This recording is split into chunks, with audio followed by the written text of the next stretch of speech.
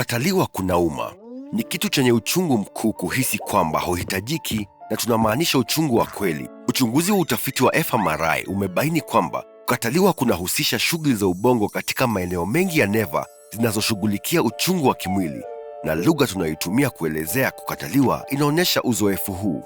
Watafiti walirekodi lugha zaidi ya 12 zinazohusisha kukataliwa na kuumizwa, wakitumia maneno kama kuponda au kuvunjika moyo.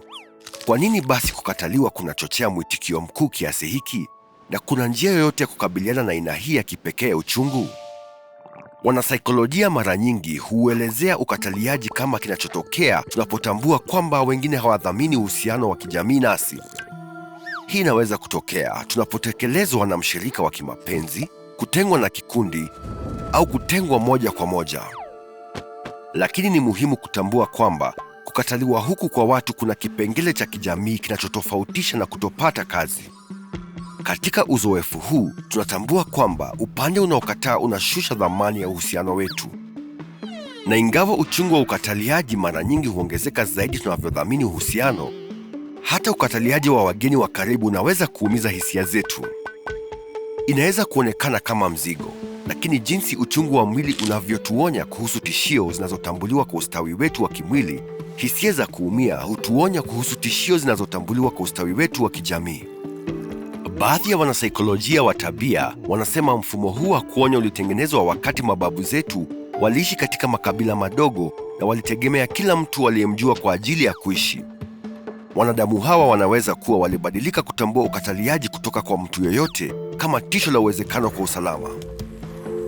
Haiwezekani kuthibitisha aina hii ya nadharia ya mageuzi, lakini popote mfumo huu wa kuonya ulikotoka, haujakuwa na maagizo ya jinsi ya kuchakata uzoefu huu mkuu wa kihisia. Kwa hiyo, wakati ujao utakapohisi unakataliwa, jaribu kujiuliza maswali haya. Jambo la kwanza la kuzingatia ni uhusiano wako na mtu anayekukataa. Je, huyu ni mtu anayekujua vizuri na ambaye maoni yake unayadhamini, au tu ni mtu wa maongezi ya kawaida? Ikiwa ni jambo la mwisho, hiyo inaweza kukusaidia kujibu swali la pili. Je, kukataliwa huku ni muhimu kweli? Inaweza kuuma mtu mgeni asipocheka utani wako, lakini haina maana kutoa mwitikio mkuu kwa ukataliaji usio na athari kubwa katika maisha yako. Bila shaka, kupuuza hata ukataliaji mdogo ni jambo rahisi kusema kuliko kufanya, kwa kuwa jinsi unavyojiona nawe unachangia katika mlinganyo huu. Huenda ukajiamini zaidi katika mazingira fulani kuliko mengine, na mtu huwa na uhusani mkuu wa ukataliaji katika hali ambapo wa maoni duni juu ya wao wenyewe, kiasi kwamba hata wanakuwa na uwezekano mkuu wa kutafsiri vibaya mwitikio kama ukataliaji. Hii ndio sababu inaweza kuwa na msaada wa kuwaza kuhusu mtazamo wa kibinafsi na kujiuliza kama mtu mwingine anakukataa kweli. Hii inaweza kuonekana kama swali la ajabu, lakini unaweza kugundua kwamba ingawa mtu mwingine hakukutendea kama unavyotaka, bado anadhamani uhusiano wenu. Katika baadhi ya visa, pia ni msaada kuzingatia kama ulikuwa unatarajia kukubaliwa zaidi kuliko ilivyokuwa na busara. Kwa bahati mbaya, baada ya kuuliza maswali haya, bado unaweza kugundua kwamba mtu wa karibu nawe hadhamini uhusiano wenu kama unavyofanya. Huu ni utambuzi wenye uchungu, lakini unaweza kusaidia kukumbuka mambo mawili. Kwanza, ukataliaji huu si juu yako. Upande mwingine unataka kitu tofauti kutoka kwa uhusiano wenu, na kile wanachotaka kinaweza kuwa kisicho na busara, kisicho na haki, au tu kisicho kile unachoweza kutoa.